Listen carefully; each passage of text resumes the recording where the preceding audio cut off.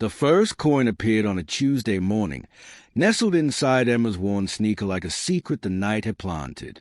Claire noticed it when her daughter sat on the edge of a makeshift bed beneath the overpass, shaking out pebbles before lacing up. The coin tumbled onto the concrete with a soft metallic ring that didn't match the usual sounds of their survival. Small, round, catching the pale morning light in a way that made Claire's breath catch. Emma picked it up with small fingers, turning it over curiously. "Mom, look." Claire took it, feeling unexpected weight in her palm. The coin was old, tarnished, with markings she couldn't quite make out through the grime. Not modern currency. Something else. She rubbed her thumb across its surface, and beneath the date, a dull gleam emerged. Gold-colored, maybe brass, probably worthless. She handed it back to Emma with a tired smile. "Someone must have dropped it. Keep it if you want." Emma slipped it into her jacket pocket, that oversized thing from the donation bin that swallowed her 8-year-old frame. They packed their sleeping bags, folded the tarp that had kept rain off them during the night, and started a familiar walk toward the soup kitchen that opened at 8.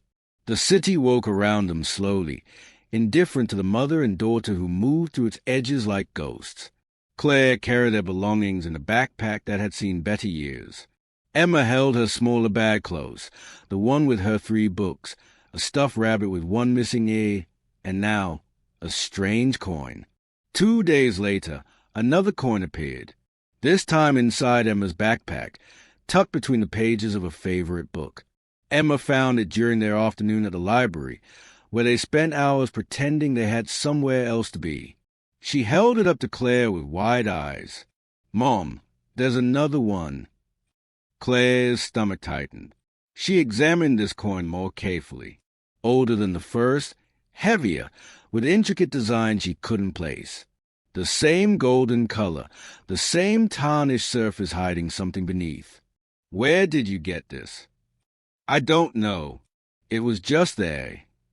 Claire looked around the library, scanning faces for someone watching them, someone who might be playing a cool game or testing them somehow. But the few people scattered among the shelves paid them no attention. She tucked the coin into her own pocket, uneasy blooming in her chest like frost.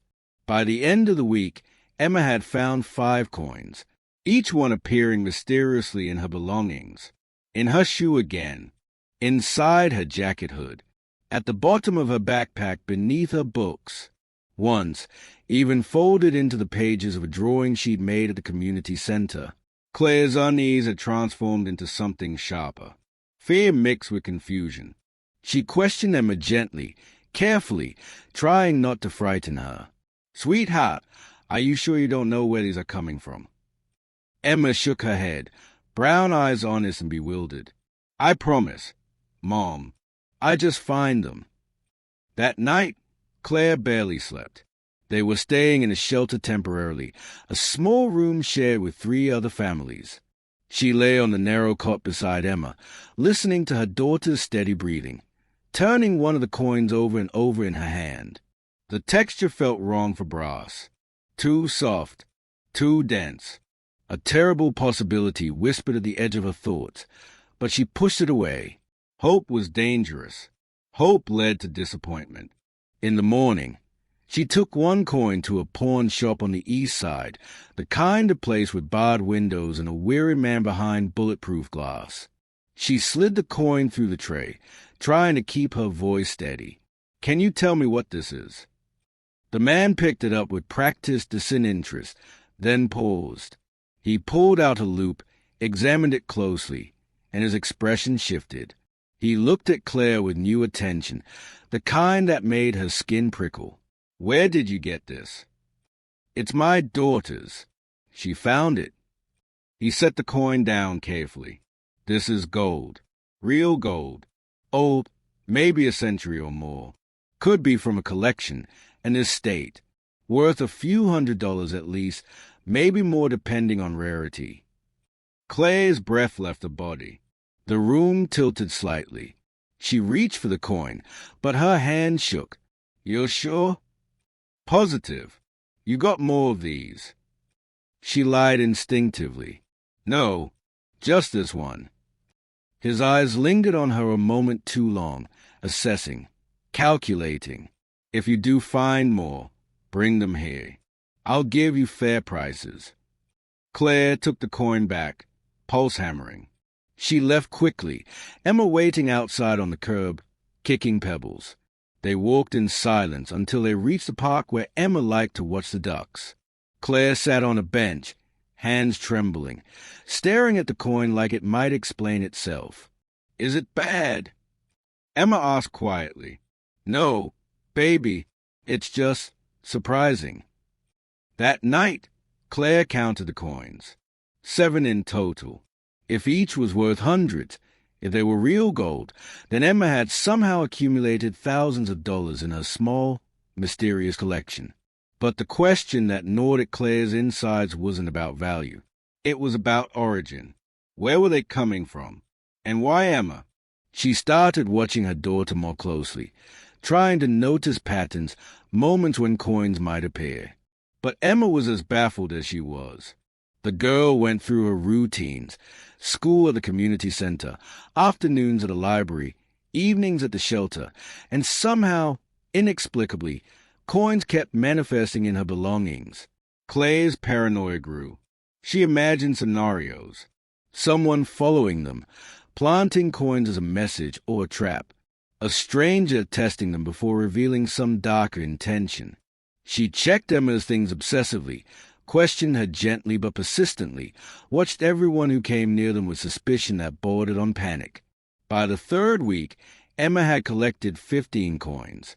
Claire kept them hidden in a sock tucked deep inside her backpack, terrified of theft, terrified of discovery, terrified of the questions she couldn't answer. One afternoon, while Emma was at a supervised activity at the community center, Claire returned to the pawn shop. Different man behind the glass this time. She showed him 3 coins, said she'd found them in an old box. He examined them with the same surprised attention, confirmed they were gold, offered her $1,200 for all 3. Claire's hand shook as she accepted the cash. $1,200. More money than she'd held in 2 years. Enough for a week in a cheap motel. Enough for food that wasn't from donation bins. Enough to breathe, just for a moment. But taking the money felt like crossing a line. If these coins were appearing mysteriously, if someone was giving them to Emma for reasons Claire couldn't understand, then selling them might be stealing.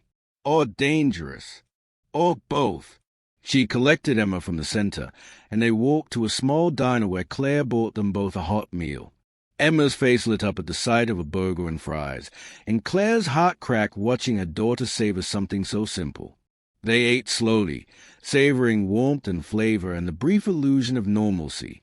Afterward, Claire asked gently, Emma, I need you to think really hard. Has anyone been giving you things? Anyone talking to you when I'm not around? Emma frowned, chewing her lip. No, Mom. I promise. Has anyone asked you to keep secrets? No. Claire wanted to believe her. Emma had never lied to her, not about anything important. But the coins defied logic, and logic was the only thing keeping Claire tethered to sanity. That night, back at the shelter, Claire watched Emma sleep. She studied her daughter's peaceful face, the rise and fall of her small chest, the way her fingers curled around the stuffed rabbit. And she made a decision. Tomorrow, she'd go to the police. Morning came gray and cold. Claire packed their things, told Emma they had an errand, and walked to the precinct on 5th Street. The building felt too official, too full of authority that had never worked in her favor. But she pushed through the doors anyway, Emma's hand tight in Hayes. A young officer greeted them at the desk. Claire explained haltingly, voice low, that her daughter had been finding gold coins and she didn't know where they were coming from. The officer's expression shifted from polite attention to sharp focus. He called over another officer, an older woman with gray streaks in her hair and eyes that had seen too much to be easily surprised. They were taken to a small room. Emma sat close to Claire, quiet and watchful. Claire emptied the sock onto the table, and 12 remaining coins spilled out, gleaming dully under fluorescent lights. The older officer, who introduced herself as Detective Ramirez, examined them carefully. "These are real," she said, more to herself than to them. She looked at Claire. "You're saying your daughter just finds these?" "Yes. In her shoes, her bag, her pockets. I don't understand it." Ramirez studied Emma. "Sweetheart, can you tell me where you've been finding these?" Emma's voice was small. "Different places. They just show up." Ramirez exchanged a glance with a younger officer. "I'm going to need you to walk me through your daily routine. Everywhere you go, everyone you interact with." Claire's chest tightened, but she complied. She described the shelter, the soup kitchen, the library, the community center, the parks. Ramirez took notes, asked questions, her expression growing more thoughtful. After an hour, Ramirez leaned back. "Mrs. Emmett, Claire, Ms. Emmett, I'm going to be honest. This is unusual. Gold coins don't just appear. Someone is placing them in your daughter's belongings. The question is who and why." Fear spiked through Claire. "Is she in danger?" "I don't know yet, but we need to figure this out. I'd like to have someone keep an eye on you both for a few days, discreetly. See if we can identify who's doing this." Claire nodded shakily. Emma pressed against her side, sensing the tension. Over the next 3 days, plainclothes officers shadowed them. Claire felt their presence like a weight, watching from parked cars, lingering at the library, positioned near the shelter. Emma noticed, too, asking quiet questions Claire couldn't fully answer. On the 4th day, Detective Ramirez called Claire. "We need you to come to the station." Claire's stomach dropped. She and Emma returned to the precinct, and Ramirez led them to the same small room. This time, a man sat across from them. Mid-50s, weathered face, kind eyes that looked tired and sad. Ramirez introduced him. "This is Thomas Harlow. He's the one who's been leaving the coins." Claire stayed, shock and confusion colliding. Emma gripped her hand tightly. Thomas looked at them both, then focused on Claire. "I'm sorry for the secrecy. I didn't know how else to do this." "Who are you?" Claire's voice came out sharp, protective. Thomas took a breath. "I knew your husband, Michael." The name hit Claire like a physical blow. Michael, dead 2 years, gone before Emma was old enough to form clear memories of him. She hadn't spoken his name aloud in months. Thomas continued softly. "Michael and I worked together. Years ago, before he got sick, we were close. When he passed, I wanted to help you, but I couldn't find you. You'd moved around." Claire's throat tightened. "We were evicted." "I know. I searched for a long time. Finally spotted Emma at the community center a few weeks ago. I recognize her from a photo Michael showed me once. She looks just like him." Emma looked up at Claire, confused. Claire's eyes burned. "Why the coins?" Thomas reached into his coat, pulled out a small wooden box, and set it on the table. "Michael and I collected these together. Old coins, estate sales, auctions. It was a hobby. When he died, I kept them, thinking maybe one day I'd find his family and give them to you. These coins are yours. They were always meant for Emma." Claire couldn't speak. Tears blurred her vision. Thomas opened the box. Inside, dozens more coins, neatly arranged. "I didn't want to overwhelm you or make you feel like charity, so I started leaving them where Emma would find them, hoping eventually you'd come looking for answers. I'm sorry. I should have just approached you directly."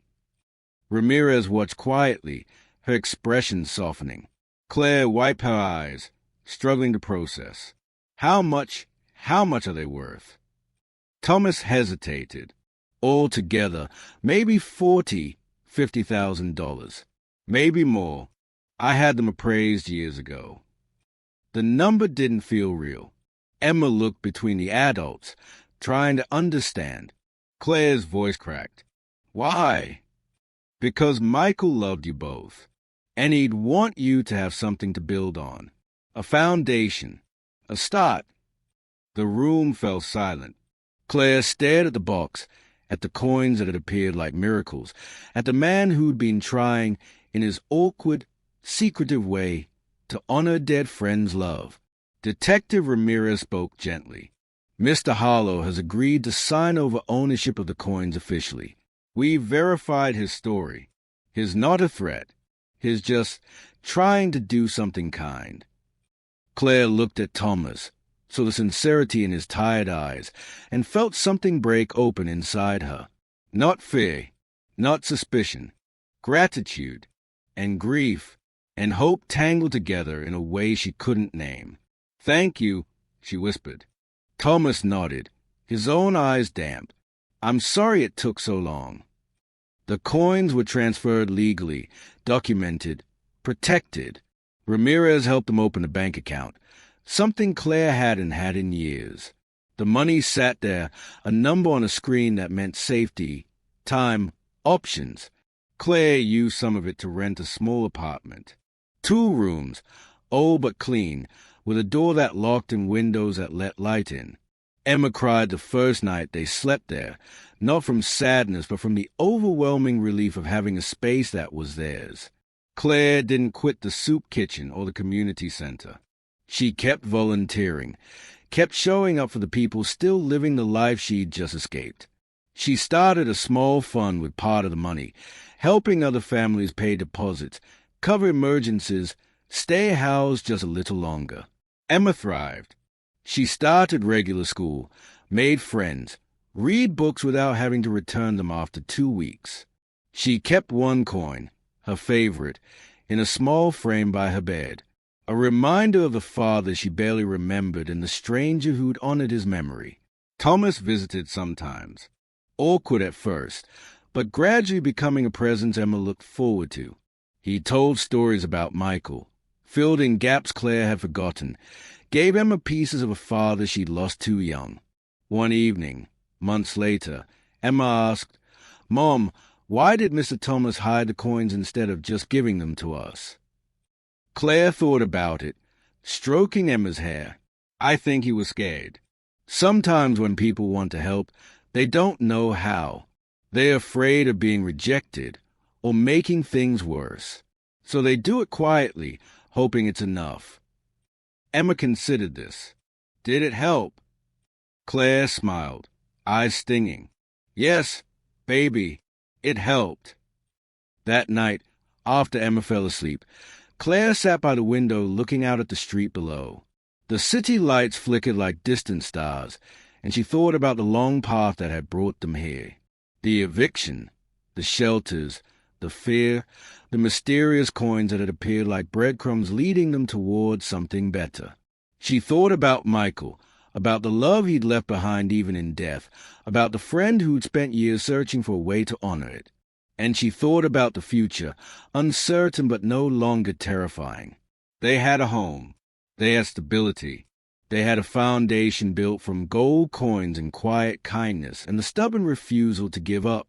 She whispered into the dark, to Michael, to Thomas, to whoever might be listening, thank you. The words hung in the air, soft and true. Outside, the city breathed, indifferent and vast. But inside this small apartment, a mother and daughter slept safely, wrapped in warmth and possibility, their story no longer defined by loss but by the unexpected grace of being found.